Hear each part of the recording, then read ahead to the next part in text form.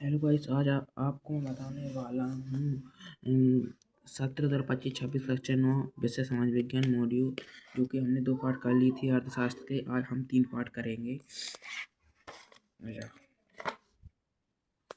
3 part निर्धनता एक चुनौती। अध्याय 3 है निर्धनता एक चुनौती, जो कि अर्थशास्त्र में है, जिसका आपको मैं एक एक विषय से पूरे ऑब्जेक्ट कराने वाला हूँ। सही विकल्प चुनकर लिखिए। पहले यहीं से शुरुआत कर देते हैं। निम्नलिखित में से निर्धनता का कारण है उपयुक्त सभी। भूमिहीनता भी है, अशिक्षा भी है और बेरोजगारी भी है। इसके बाद है फिर विश्व बैंक ने निर्धनता रेखा के लिए कितने डॉलर प्रतिदिन प्रति व्यक्ति निर्धारित किया है? तो $1.9 प्रतिदिन प्रति व्यक्ति है। प्रधानमंत्री रोजगार योजना कब प्रारंभ की गई?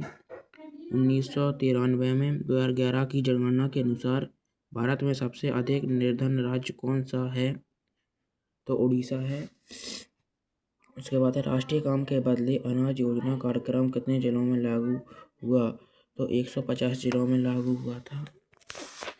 उसके बाद है आपका रिक्त स्थान की पूर्ति कीजिए। उसके बाद आपको रिक्त स्थान आ जाएंगे। केरल ने मानव संसाधन विकास पर अधिक ध्यान दिया है। प्रधानमंत्री ग्रामोदय योजना सन 2000 में प्रारंभ की गई। उसके बाद है भारत में नगरीय क्षेत्रों में स्वीकृत क्लोरीन आवश्यकता कितनी है? 2100 क्लोरीन प्रतिदिन प्रति व्यक्ति है। राष्ट्रीय काम के बदले अनाज 150 जिलों में लागू किए गए। कितने में? 150 जिले में। और यहाँ भी देख लीजिए, यही ऑब्जेक्ट दिया है बिल्कुल, मतलब ये इम्पोर्टेंट है। निर्धनता रेखा का आकलन सामान्यतः 5 वर्ष में होता है। कितने वर्ष में होता है? 5 वर्ष में होता है। मनरेगा के अंतर्गत 200 दिन का रोजगार उपलब्ध कराना है। असत्य है। श्रवण जयंती ग्राम रोजगार योजना 2026 में आरंभ हुई। असत्य है।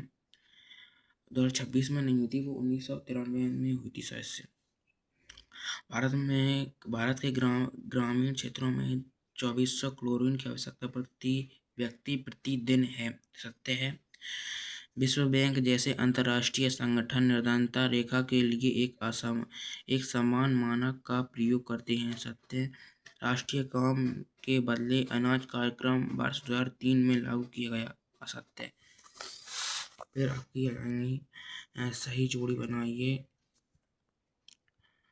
पहले का बा है, दूसरे का आ है, तीसरे का ई है ये, और चौथे का सा, पांचवे को दा। फिर है एक शब्द या एक वाक्य में उत्तर दीजिए। वर्ष 2011 और 2012 भारत में निर्धनता अनुपात कितने प्रतिशत था? 22%। मनरेगा का उद्देश्य है सतत विकास में मदद करना। मनरेगा के अंतर्गत रोजगार का कितना प्रतिशत वह महिला के लिए सुरक्षित किया गया है? 1/3। NSSO का पूरा नाम है राष्ट्रीय प्रतिभा सर्वेक्षण संगठन, नेशनल स्पेशल सर्विस ऑर्गेनाइजेशन। श्रवण जयंती ग्राम स्वरोजगार योजना कब आरंभ की गई? वर्ष 1999 में। निर्धनता रेखा से क्या आशय है? यह निर्धनता संकेतक है, यानी यह आय का एक ऐसा स्तर है जिसमें बड़ी मुश्किल से गुजारा हो गया है, मतलब रोजगार आता है और गुजारा मिलता है ना। फिर भारत में सर्वाधिक गरीब जनसंख्या वाले 3 राज्यों के नाम लिखिए। बिहार, उड़ीसा, एक और नहीं लिखा है, मैंने वो लिख देता हूँ, बट 2 लिखोगे भी आप सीरीज में देखोगे, उसमें 2 दिया है और तीसरा बता दूँगा।